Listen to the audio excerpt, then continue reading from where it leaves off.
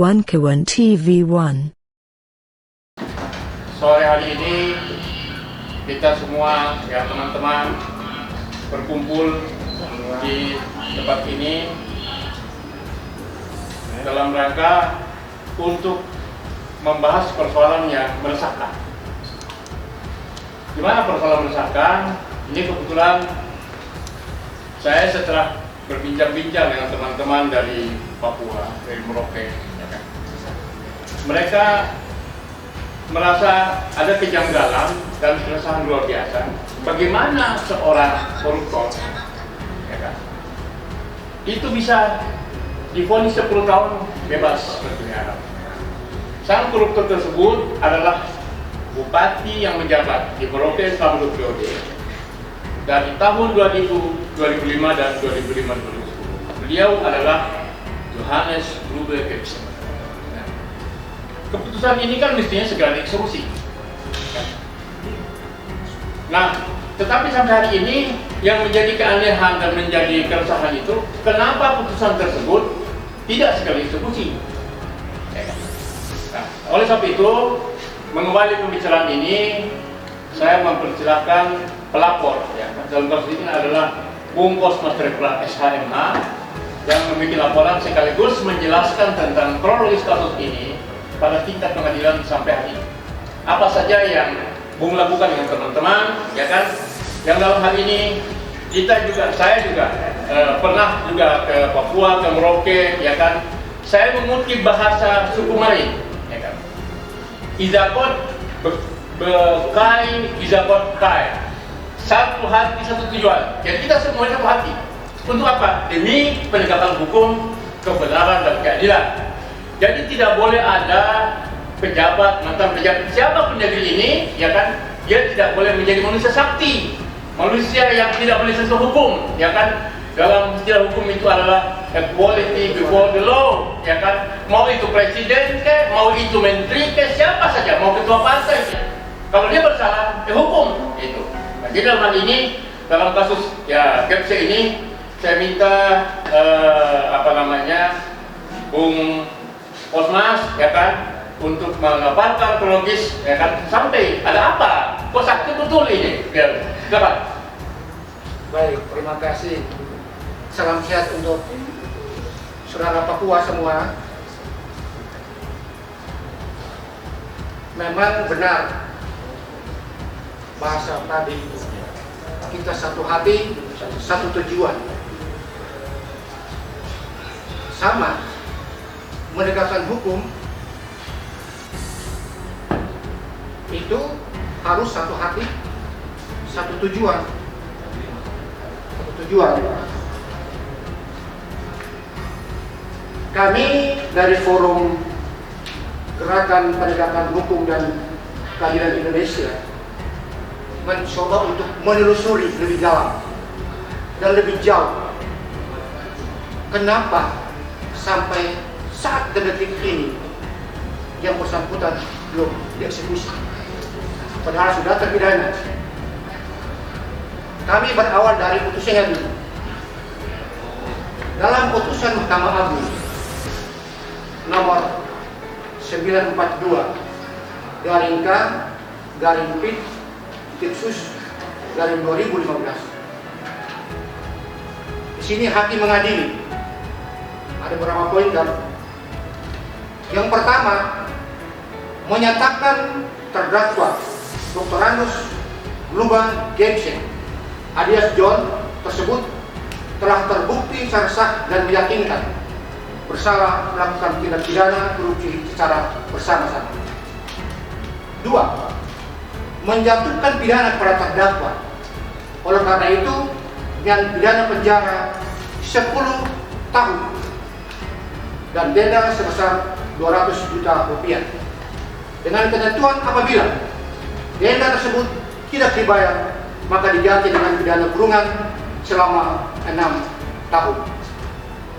Ketiga, menjatuhkan pidana tambahan kepada terdakwa untuk membayar uang pengganti sebesar 18.490.838.000 rupiah.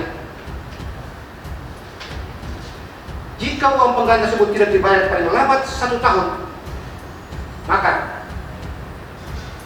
barang-barangnya dilelang untuk menjadi pengganti uang tadi.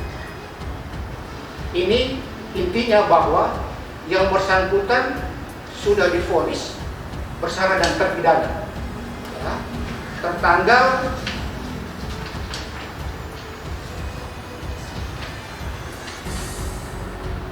27 Januari 2016. Majelisnya, Ketua Majelis Dr. Partijo Alpostar Isar Elemen dan teman-teman. Ini berarti apa? Kalau sudah terpidana, maka wajib hukumnya harus dieksekusi untuk menjalankan putusan tersebut. Nah, ternyata sampai saat ini belum.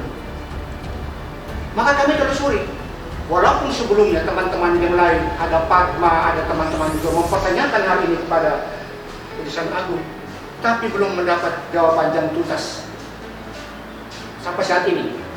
Maka abang dan teman-teman, kami dari forum ini mengajukan surat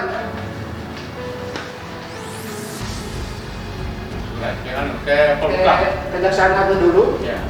Kejaksaan Agung ada surat kami.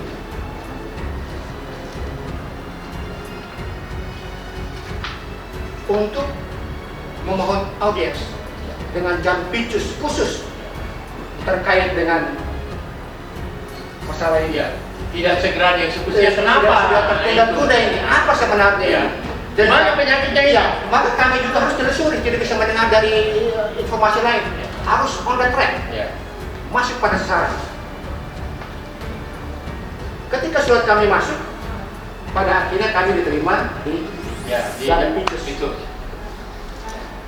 Khusus di bidang Kasubdit Tipikor TPPU, Direktorat Upaya Hukum Luar Biasa, Eksekusi dan Eksaminasi, dalam hal ini pasar. Kami teman-teman berdialog di sana dan mendapat informasi bahwa ternyata ada hambatan pada saat eksekusi. Di mana hambatannya? Nah, ini saya mau jelaskan. Hambatan pertama, yang bersangkutan selalu membentengi massa, memakai massa untuk memaksakan bahwa kalau dia dieksekusi akan terjadi perlawanan. Tapi kan kasusnya kebetulan abang kan juga seorang advokatnya Bang Lukas LMB. Kok Bang Lukas bisa, kok ini nggak bisa? Justru saya akan menjawabnya. Ya. Itu yang pertama. Yang kedua, alasan lagi bahwa karena SDM kejaksaan di sana itu belum memadai, maka perlu bantuan dari Polda. Jayapura, Polda mendelegasi ke Polres untuk minta bantuan eksekusi. Tapi itu pun Polres angkat tangan. Ini jawaban resmi dari dari Polres ya? Ini resmi Pak. Ya, jawaban resmi itu tertulis ya? Tertulis ya? Ada rekaman juga. Yang ketiga, alasan waktu itu beririsan. Mungkin seperti Pak Lukas ini kali ya. Nah, kami akhirnya setelah kembali berdiskusi, saya berpendapat ini adalah Itu tahun berapa itu datang ke dengan tahun berapa itu? Ini 2023. Sekarang ini Januari 2023. Setelah 7 tahun. Iya.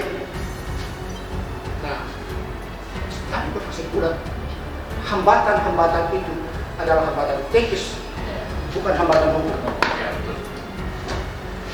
Bukan hambatan hukum. Nah, kami akhirnya melangkah lebih jauh, menyurati lagi Menko Polhukam. Yang surat yang kemarin, Ya. yang Februari kemarin ya? Ya, 1 Februari ya. Ya. Kami menyurati lagi untuk mohon audiens Ya. kepada Pak Menteri untuk kita ketemu, Ya. kita diskusi, kita sharing. Bagaimana ini Pak Menteri? Ini kalau ada hambatan begini, Di mana mana? Di mana jalan keluarnya kan? Begitu ya. Surat kami sampai, ternyata baru dijawab tanggal 10 Mei 2023. Itu suratnya kapan itu? Surat Lama betul ya? Sebenarnya lama juga. Lama. Sejak kalau tidak salah kalau berbicara tadi itu kita Februari terus Ya, Februari, terus Februari, Maret, April, Mei. Oh, Lama sekali. Iya, tapi kami tanda tangan karena kepentingan kami adalah mendapat informasi yang akurat supaya kami bersikap seperti apa. Apakah jawabannya seperti ini suratnya? Betul. Nah, Ini suratnya. suratnya baru kita dapat Jawab. jawaban Ya. bahwa Menkumham Moderati dan Picus Ya. untuk menyampaikan penjelasan Ya. kepada terkait hambatan-hambatan tadi apa Ya. nih, kenapa saya belum bisa ini. Ya. Nah, kami sebagai pelapor mendapat tebusan laporan. Ya. Barangkali sedikit dibacakan tentang itu surat ini supaya kali ini kan surat tertulis Ya. publik Indonesia maupun yang ada di Papua di Merauke itu nggak Boleh. perlu Ya. dapat penjelasan itu. Jakarta 10 Mei 2023 suratnya nomor sikap ya. Ya. Yang terhormat Jaksa Agung Muda Tindak Pidana Khusus Kejaksaan Republik Indonesia Jalan Sultan Hasanuddin nomor 1 Kebayoran Baru Jakarta Selatan. Sehubungan dengan surat Kosmas Refrat SHMH selaku Ketua Harian Gerakan Tegak Hukum dan Keadilan Indonesia nomor 02 dan seterusnya tanggal 1 Februari 2023 perihal permohonan audiensi kepada kami. Maka kami sampaikan hal-hal sebagai berikut. Intinya mereka menjawab surat kita dan meminta penjelasan dulu kepada Ya. yang Ya. punya kewenangan, Ya, yang kejaksaan. menangani kasus, Jam Picus ya. dan Picus. Lalu setelah itu Jampit harus melaporkan kembali kepada Menkom, baru menjawab surat kita. Nggak, pertanyaannya adalah kenapa harus terjadi seperti orang surat-surat cinta begitu? Kan ini kan tinggal eksekusi, kan itu masalahnya kan? Kenapa harus surat-surat menyurat apa? Padahal ini jelas ini kok hitam putih. Itu tetap harus segera proses eksekusi kan itu dia. Sama seperti abang menangani kasusnya Gubernur Lukas NMB, ya kan? Itu cepat betul, segera. Oh, ini kok lama sekali, itu kenapa bisa begitu?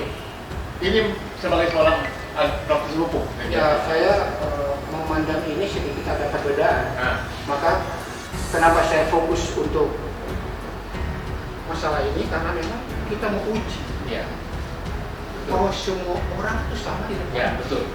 Ya, equal for the law. tidak memandang suku, tidak memandang agama, tidak memandang tokoh. Kalau you bersalah, you nggak perlu secara hukum. Selesai putusan, Jalani, kan nggak bisa itu. Nggak tunggu dulu kan gitu dia. itu gambaran Ya. kronologis yang kita mau sampaikan untuk seluruh masyarakat mengetahui. Teristimewa bahwa saudara kita di Papua, di Merauke, kita semua harus satu hati Ya. untuk Ya. mendesak ini supaya jaksa Satu tujuan. Jadi siapapun, ya kan? Masyarakat di sana, tokoh-tokoh di sana, kita harus bicara penegakan hukum dan keadilan. Tidak boleh membela yang salah. Apalagi korupsi Ya. itu musuh bersama. Musuh bersama dan kerugian semua. Akibat korupsi itu rakyatnya juga harusnya sejahtera, ya kan, sekolah juga harus memiliki pendidikannya, kan begitu.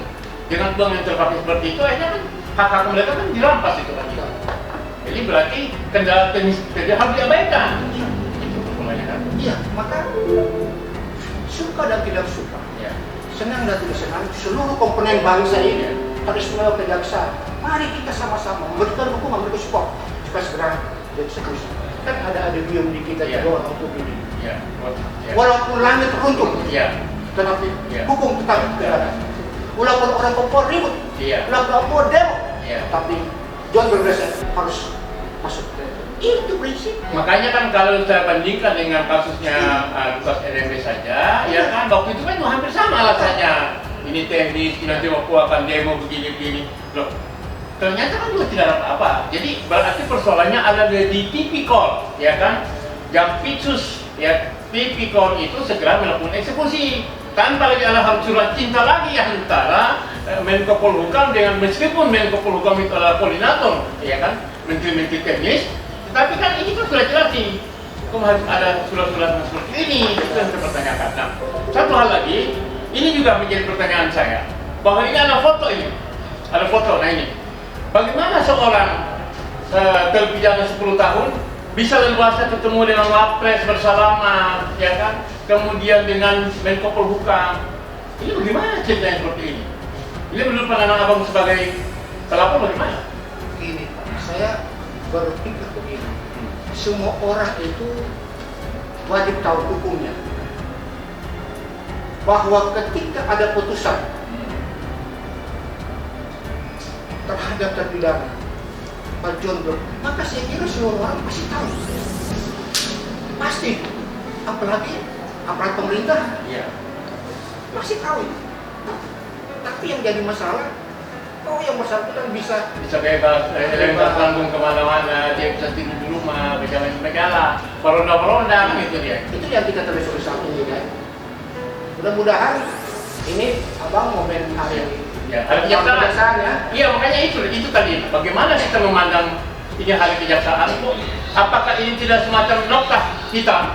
Ya kan, jika ini tidak tegakkan berarti semacam noktah hitam di hari kejaksaan ini. Kemarin kan sudah diapresiasi itu kan, polling, nah polling kejaksaan tinggi dan sebagainya itu. Nah, jadi kita kembali kepada persoalannya adalah bahwa di hari kejaksaan ini, hari ini pun kami mencari hari ini untuk berbicara kepada masyarakat baik di Jakarta maupun di Papua, ya kan. Jika saja kasus Getse ini, ya bupati mantan bupati ini tidak segera dieksekusi, ini berarti pihak kejaksaan ada unsur kesengajaan, ya kan? Ada unsur kesengajaan untuk mencoba bermain-main dengan putusan yang sudah jelas, kan itu ya kan? Nah, ini kan nanti setelah ini kita akan buka forum dialog, ya kan, dengan masyarakat dimanapun berada seluruh Indonesia, baik di Merauke atau di mana saja untuk menanggapi ini karena saya juga membuka ruang diskusi ini supaya yang selama ini Papua ini kan kita heboh dulu itu ada kasus bernama Sewu, ya kan, masuk juga, tahan juga. Kemudian ini ada kasus HAM Pegawai, ya kan, itu juga sekarang ini sudah masuk juga. Nah sekarang kemudian kasus Gubernur Lukas NMB, ya kan. Nah ada lagi, saya sudah pernah ke Merauke 2009 itu, saya berpikir ini beliau ini bersih. Nah, tapi makanya ketika saya sempat kepada teman-teman dari Pak Merauke ke saya tentang kasus ini, saya terkaget-kaget. Loh, kok ini persoalannya loh. Sementara kalau ini yang terjadi, dugaan saya, apakah, ini pertanyaannya, apakah ada orang kuat yang bermain di balik ini sehingga institusi-institusi hukum, ya kan, atau pemerintah pusat setingkat Wapres, setingkat Menko Polhukam, itu mereka bisa olah-olah ini orang sakti yang tidak terjemah hukum, itu gimana kira-kira itu Pak? Kalau saya tetap bicara fakta, ya, saya tetap bicara fakta itu, ya, bahwa sampai saat ini ada hambatan seperti itu, tapi hambatan itu harus segera kita tuntaskan, harus dieksekusi Pak Jokowi, karena ini negara hukum, itu semua sama di depan hukum, dan itu nggak butuh kebersamaan kita, satu hati satu tujuan, masyarakat memberikan dukungan secara positif untuk bisa. Nah, sekarang ini persoalannya adalah kita menyoroti kinerja, ya, mau tidak mau kan. Ini sudah berjalan, sudah 2016 diputuskan untuk segera dieksekusi. Sekarang sudah 2023 berarti 7 tahun. Putusannya 10 tahun. Tetapi pihak kejaksaan justru tidak segera mengeksekusi. Nah ini Jaksa Agung, ya kan, saya minta juga Jaksa Agung segera menindak ini. Ya, jangan pitsusin, jangan tipikor ini. Loh, bukan sekedar hanya bertanya, tetapi ada instruksi kalau Anda tidak bisa, ya ganti, ya kan, jam pitsusnya itu.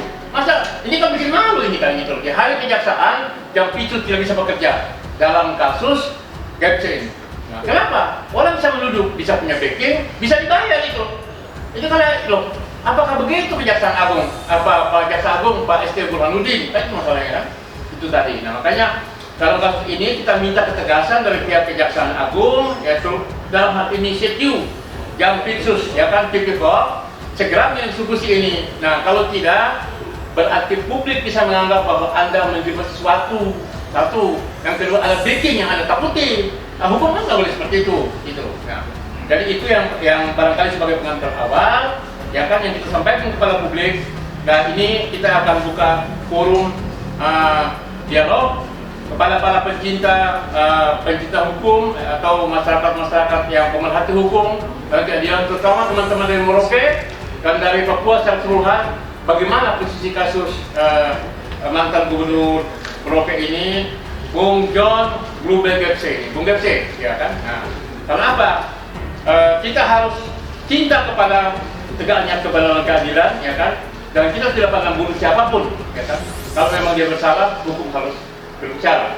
Tidak bisa ada yang melindungi, entah itu kepentingan bisnis, entah itu kepentingan politik, entah kepentingan investasi, nggak bisa. Gitu loh. Mentang-mentang misalnya, dulu ketika Gepse ini ada investasi masuk di situ, diamankan, itu nggak bisa juga. Atau misalnya ini adalah kepentingan politik, entah filter atau apa, itu dia. Ini rusak jadi hukumnya. Berarti seperti itu, maka hukum menjadi alat kepentingan politik. Nah, itu kita tidak boleh seperti itu. Itu tidak kita menghadapi. Dan saya kira Pak Presiden Joko Widodo juga, ya kan, seharusnya, ya kan, tolong mencermati, memperhatikan kasus ini. Ini kan menodai juga nih. Di akhir masa pemerintahan Pak Joko Widodo ini dengan kasus seperti ini, nah, berarti dalam hal ini Presiden Jokowi bisa memerintahkan Jaksa Agung untuk segala solusi. Kalau tidak, nah berarti ini termasuk salah satu rekor buruk atau prestasi jelek dalam penegakan hukum di era pemerintahan Pak Jokowi yang sekarang sudah hampir akhir ini. Saya kira nama-nama kepala daerah, menteri yang terkait korupsi dan sudah terpidana itu pasti ada datanya. Pasti. Baik di Kejaksaan Agung, itu harus ada. Ada pasti. Ya, kan? Betul. Kita selalu sekian kepala daerah korupsi. Ya. Pasti tahu juga dong bahwa betul. Sudah ada catatannya. Pak John juga Iya. Yang dari 2016 sampai sekarang belum pasti sudah ada. Putusan di Mahkamah Agung kan sudah ada kan itu hasilnya. Dan inkrah hitungan kan teringat. Nah itu, jadi misalnya gini, kasus kepala daerah Jawa Barat, ya kan, mulai dari Bekasi, ya kan, sampai ke Bandung dan sebagainya, itu kan, Subang dan sebagainya, itu ada catatannya. Dan di meja ada semuanya. Nah ini sekarang di Papua misalnya kan gitu. Di Papua sejumlah kepala daerah, gubernur dan bupatinya kena. Masih ada catatannya. Nah jadi kalau kemudian ini tiba-tiba surat saja kemudian terbuka dari mulai Februari, Maret, April, Mei, 4 hari di meja, ini juga ya tanda tanya, ada apa? Kok surat dari pelapor mempertanyakan ini? Kan biasanya kan undang-undang keterbukaan itu kan 14 hari. Undang-undang keterbukaan informasi 14 hari sudah dijawab. Ini 4 bulan. Faktanya 4 bulan. 4 bulan ini. Tapi tidak apa-apa, yang penting ada. Iya, cuma itu jadi aneh aja kan gitu. Terus undang-undang dibikin untuk diapain kalau salahnya kan gitu. Nah, baik Bang. Ya, silakan. Saya dari kawan-kawan TV One. Ya. Dari Sudah Berita. Ya. Menanyakan tentang masalah kelucuan dalam kasus hukum, terutama yang dilakukan oleh sudah terpidana ya, sudah masuk penjara, yaitu mantan Bupati Merauke Johannes Bluebell Gepse. Pertanyaan saya begini Pak pengacara, apa usaha Bapak selama ini untuk beliau ini tahan Pak? Sepertinya jadi kayak belut gitu, susah benar nanti kepalanya. Apakah ada konspirasi politik? Apakah ada konspirasi bagi-bagi rezeki kepada pemerintah negara kita? Mohon itu. Baik, jadi langkah yang kami lakukan dalam kapasitas saya ini sebagai lawyer yang forum kita ini, inilah langkah-langkah yang kita lakukan sampai pada titik tertentu kita pastikan ada dukungan dari semua pihak harus dieksekusi.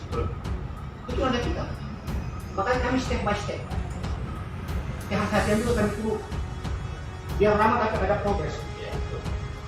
Dan kami berterima kasih juga walaupun sudah terlambat tapi ada respon. Ada jawabannya. Jadi setelah surat ini dan Pinsus akan menjawab surat ini. Kenapa ada hambatan belakang?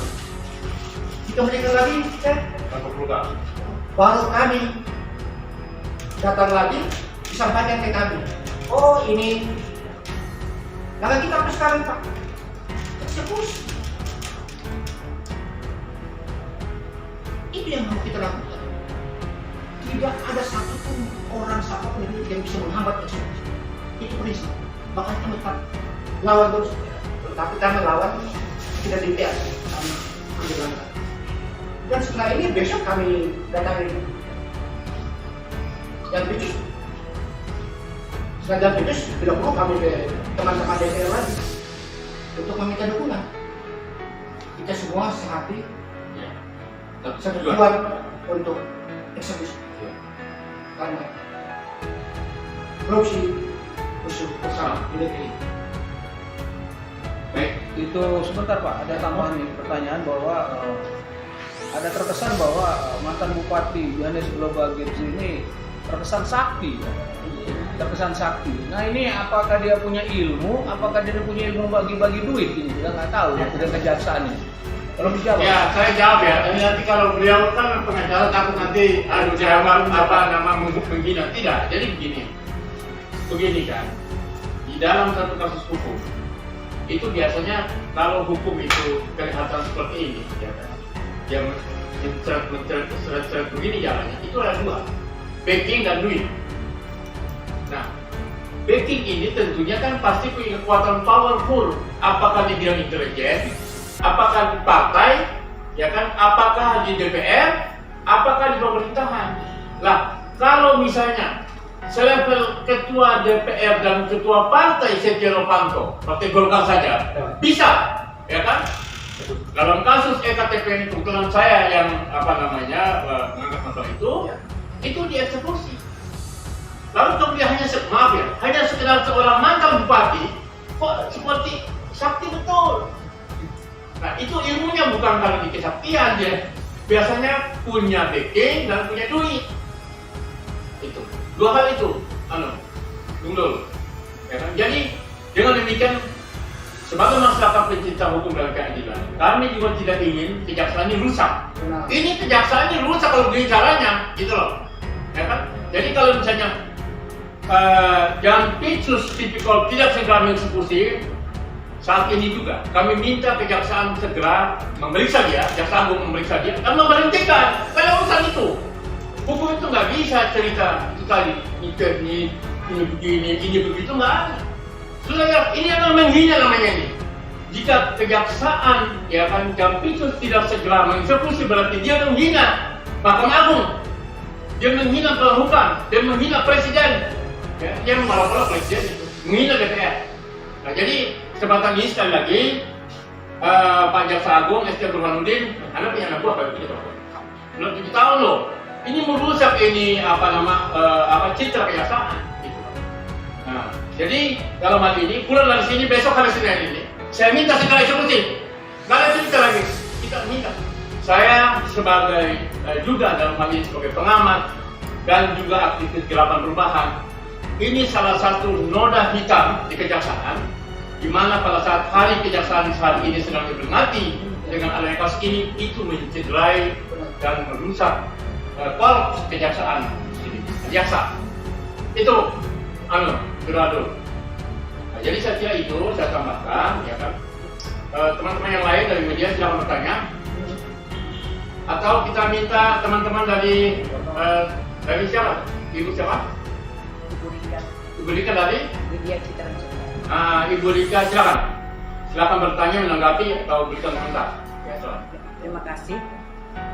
Kalau kita mendengar tentang gerakan penegakan hukum dan keadilan terkait mantan Bupati Merauke John Global Games, ini tidak kita melihat hampir mirip dengan apa yang terjadi juga yang kita saksikan sekarang ini adalah Pak Lukas NMB. Namun ada sedikit perbedaan.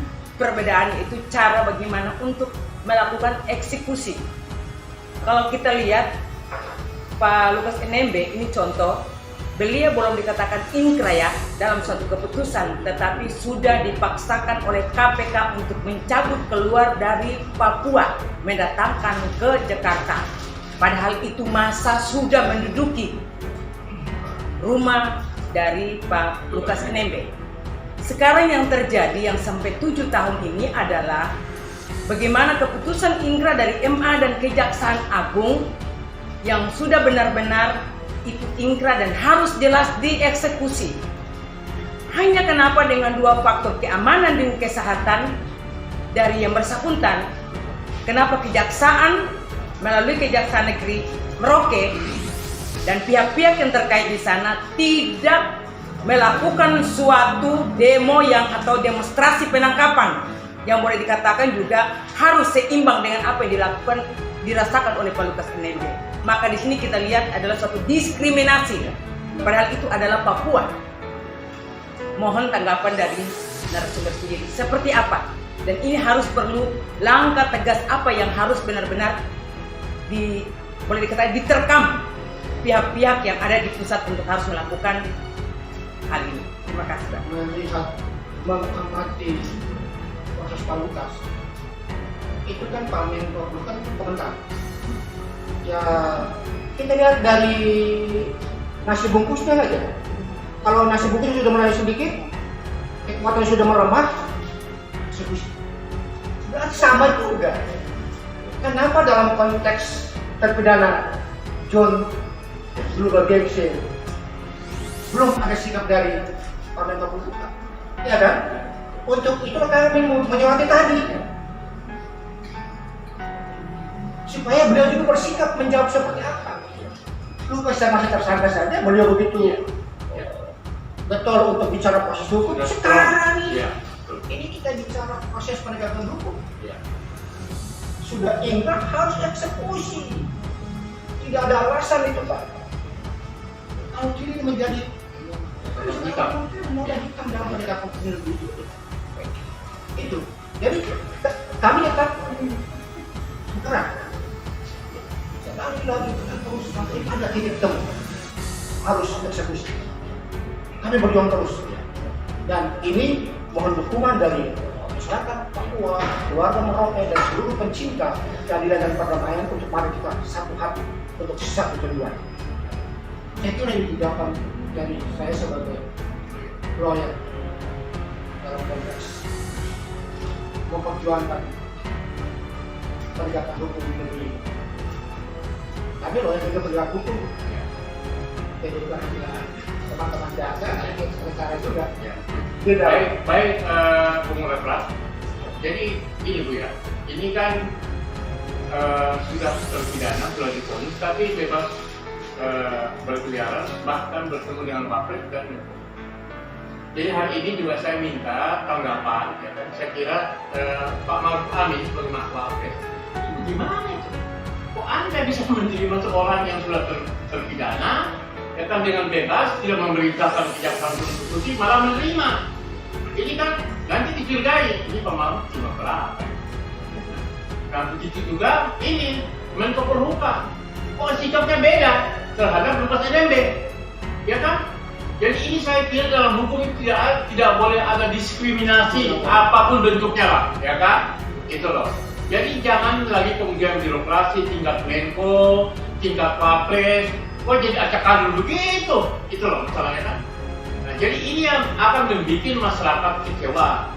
Tingkat kepercayaan kepada rejim ini pun akan semakin menipis jika dalam kasus ini tidak segera tegas, menindak, bahkan bertemu, salaman, apapun bentuknya, kan itu masalahnya. Sementara yang satu, ya kan, Lukas NMB, pegawai, ya kan, itu langsung dikejar-kejar, ya kan, sampai akhirnya pun diambil meskipun Ibu mengatakan tadi, saya itu perkembangannya itu sudah dikepung itu rumah, ya kan, masa begitu banyak, tapi akhirnya bahkan kalau tidak salah, itu KPK langsung turun ke sana, Firly Bahuri turun ke sana, kayak apa Jayapura. Nah, jadi dalam hal ini kita juga melihat bahwa kalau ketua KPK bisa melakukan itu, mestinya Jaksa Agung juga bisa lebih lagi, ya kan? Karena KPK itu kan hanya ad hoc, ya kan? Ya. Iya, kejaksaan itu kan undang-undang, ini kan begitu loh, ya kan? Masa kejaksaan takut sama KPK? Nah, itu dia. Jadi saya kira itu Bu ya. Jadi dalam hal ini, dari wawancara ini, dari perbincangan hari ini dengan Bung Reflas, Bung Reflas ini, ya kan, juga Kita mendengar dimanapun berada di Nusantara, termasuk di Merauke, di Papua secara keseluruhan, ya kan? Tolong Anda bantu kami dengan cara memberikan komentar-komentar untuk mendukung penegakan keadilan, ya kan, penegakan hukum terhadap siapapun, terutama terhadap Johannes Global Gapsa ini, ya kan?